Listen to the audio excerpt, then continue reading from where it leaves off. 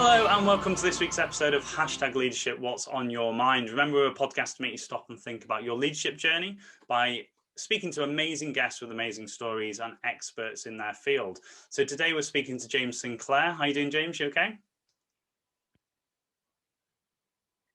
Hello, Stuart. Thank you very much for having me on the Hashtag Leadership podcast. Thank you very much for joining me. So I've been watching James's amazing content over the last couple of years, and I knew I had to get him on to, one, share his story, but also get the behind the scenes thoughts about his leadership journey. So James, for the people who don't know you, I'm going to hit the 20-minute timer and just introduce yourself for the people who don't know who you are.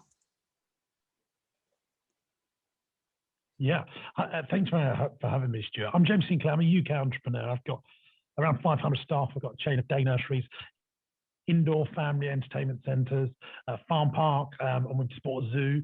We've got quite an extensive commercial property portfolio. I started my business as a magician, doing kids' parties, and the business has grown and grown over the last few years to the business that it is today, and we're really proud of it, and we want to grow and keep growing. We've had a tough year with coronavirus, but we're coming out of it now. I can see light at the end of the tunnel. Excellent. So I know, just a fantastic journey. So to start off with, let's start with the two questions. So when you hear the word leadership, I sometimes call it the umbrella term leadership, what comes to your mind? Someone making the impossible happen, not doing the possible, and someone that thinks with an end in mind. I would say leadership is the entrepreneurship side of business rather than the management side, but both are crucial. Yeah, amazing. I like that. I love that. Yeah, I love hearing everybody's different perspective on something that you would think would have a defined term to it, but it's different for everybody. So staying with yourself, whether it's on reflection or whether you were aware of it at the time, where do you think your leadership journey started? I think the best thing that a leader can do is identify their weaknesses, and know what they're not good at, and just do the stuff that they're good at, and do the impossible, not the possible, like I said earlier. So what I did was, very quickly when I started my business, employ people. So the second I was 17, I had two staff. One was doing admin and one was driving for me because I didn't have a driver's license and I was going out gigging. I hated doing the administration. I couldn't drive. So my weakness is I don't like administration. I couldn't drive. Fine, just employ someone to come in and do it. And the second you employ people, I think you then realize, well, hey, actually now I've got responsibility to meet payroll, and you start building a business, and then your people go, cool, this is a guy that can make stuff happen. And I think people follow leaders that make stuff happen, that know where their time is valuable, even if that's a subconscious thought. So, I don't think great people that work in the trenches of an organization or a business, whether it's politics, charity, or a commercial enterprise, want to work for an organization where there's control freaks at the top trying to manage every part of the business. Because my view is great organizations work on the process of leadership and management equals success, and the rule I have for this, the formula for success, is E plus M equals S. That's entrepreneurship plus management equals success, but you could also say leadership plus management equals success. The best way I describe it is, say you're running a school or secondary school, the head teacher is the entrepreneur, the leader that says, this is where we're going to go in the next 10 years. This is what's going to happen to this school when I leave. And the students, for them to have the successful grades, the vision that we've got for this school, we're going to have to put the management in place, and they're the teachers. And if you imagine running a school without teachers and just leadership, it would all fall apart. But if you didn't have the leadership pushing the management to constantly innovate, then the school would fall apart, and it would be would become stale and not innovate. And if you don't innovate, you're going to evaporate. The whole world is a constant process of innovation. Even looking at cars right now, it's a great example of, we used to have horse and cart, then we had the combustion engine, now we've got electric cars. Where's it going to be in another 50 years? I don't know, but I guarantee it will have innovated into another sphere. And that's what great leaders do. They understand that they've got to constantly innovate. They've got to change the culture with the way people change and the way the world changes.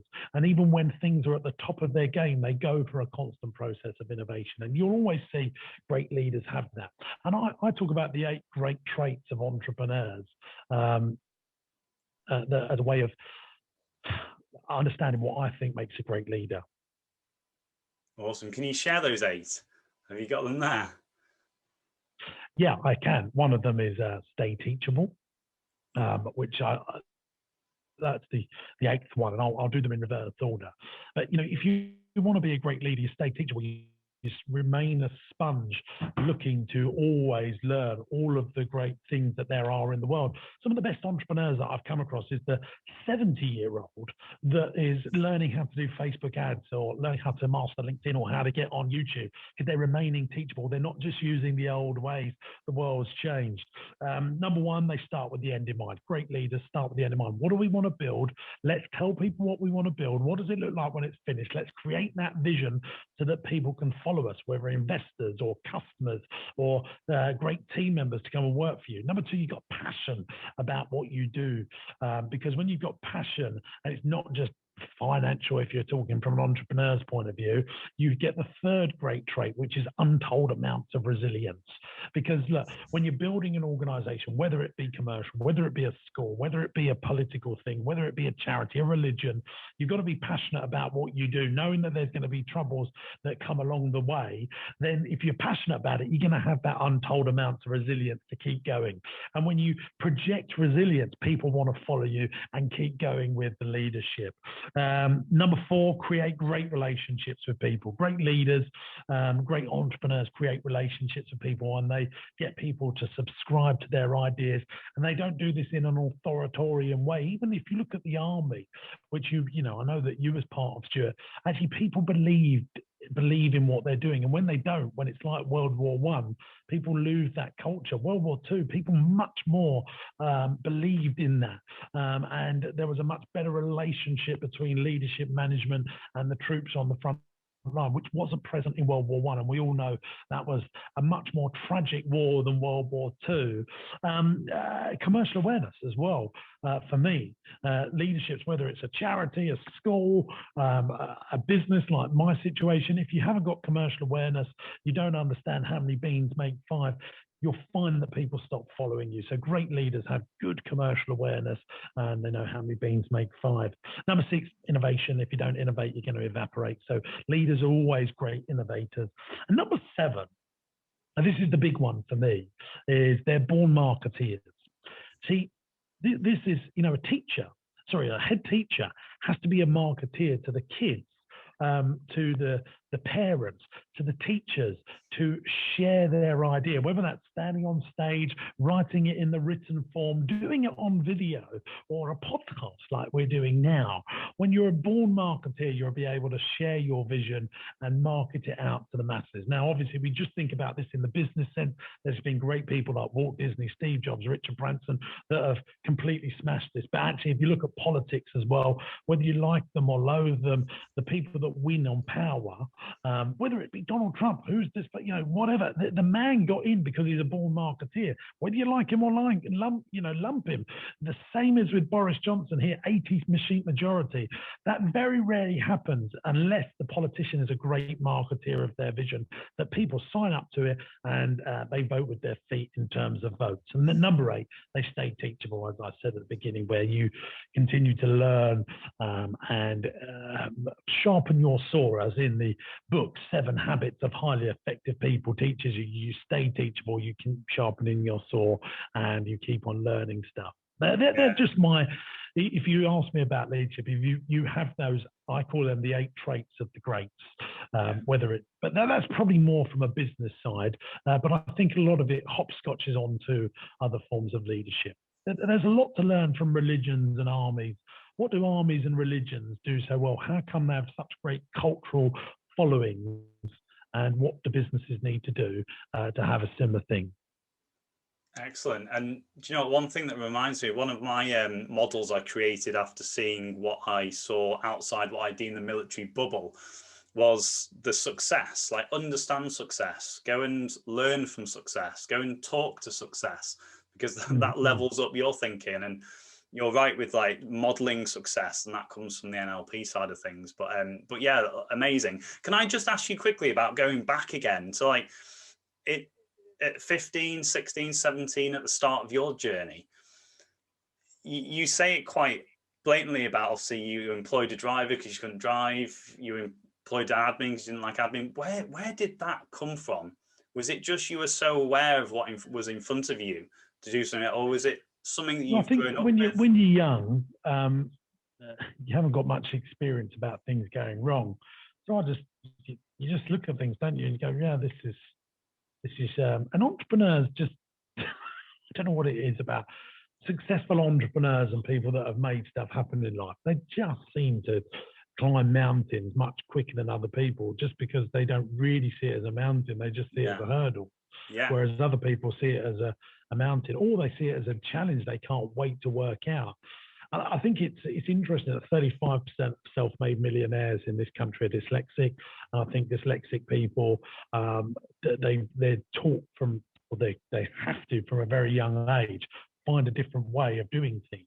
And I think leadership is part of that. You know, you have to find a way of getting stuff done, and dyslexic people have that.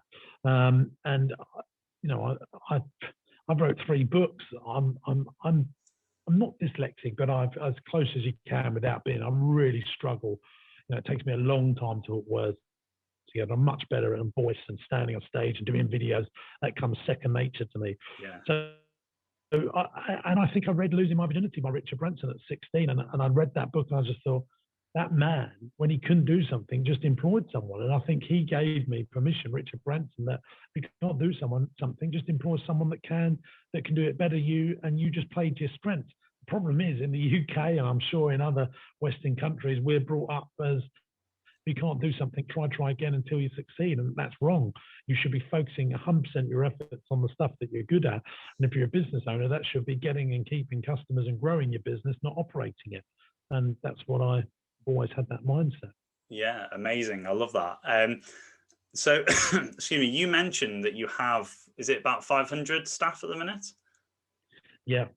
So take me back to when you scaled and started taking more and more people on, because there's a lot of people say about keeping that culture. How have you scaled and kept that connection, but also empowered other people to be the best at what they do?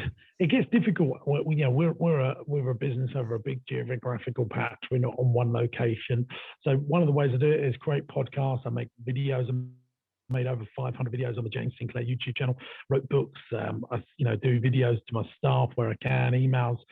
So my content allows people to find out about me and keep in touch with where the vision of why I want to go for the business. They know what I'm up to because they can watch on my YouTube channel. So we're keeping up the communication there. We also, in normal times, do loads of face-to-face meetings with our staff and conferences, because I believe if you're not training your team, you're not gaining from your team, and you need to be constantly training. Yeah, amazing. So that's how you improve culture, by the way, is the constant training. Like the army do, like schools do, like religions do. Let's get everyone together on a Sunday morning and reinforce the cultural statements of this religion.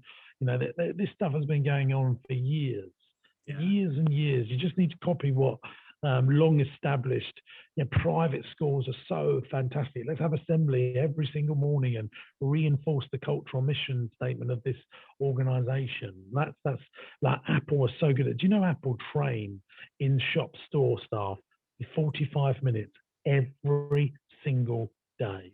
That's how you create great culture. Yeah, I've only recently been made aware again of that. I think I've heard about it a long time ago, and then it's come out recently again. We've spoken about on the podcast, we had Rory Underwood on the podcast, and he was saying about the link from the military, from sport into business. And he said about sports another, training, that one. Another. Yeah, and getting all your fans together regularly, that's what creates that sort of culture. But religions really started this. They're the ones that have started it, and everyone's copied it from religions, I think. Yeah. So we've only got 5 minutes left. I want to cover 2 things and get as much out of this as possible. So we had all the guests in January were based around people who had thrived in 2020 through adversity, through that word of pivot that was quite common last year. You obviously went through a journey last year as well. Tell us a little bit about what you dealt with specifically to your leadership, but also how did you keep going? Because obviously I've seen your great content. You ramped it up again to be visible, sharing your story. But tell us a little bit about the leadership behind that. Well, look, you got two choices: you sink or swim. And I just wanted to swim, and I wanted to come out of this year knowing that we could look back and say, actually, we've done some really good stuff. So I said, we've got to grow some new businesses. We've got to look for opportunities, because I know there's going to be a ton of opportunities where there's going to be loads of business owners and leaders that give up the 3 E's. That's energy, effort, and enthusiasm. And as soon as that leaves you, you are no longer fit to lead an organization, whether it be commercial, religious, political, or charitable. And I just decided that we're going to come out of this in a stronger, better position. And so we tended to buy a zoo off of Lee Valley Animal Adventure Park. We won that tender. We're going to reopen that this year. We opened 2 more day nurseries.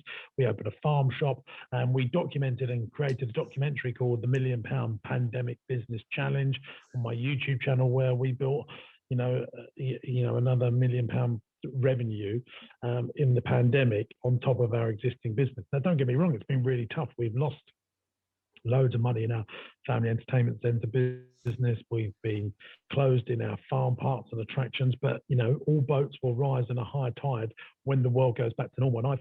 And I've told my team that we are going to come back. We are going to stay here. We are going to keep going. And here's the thing, right, Stuart? If you don't give up, you can't lose, can you? So, and that's my mindset.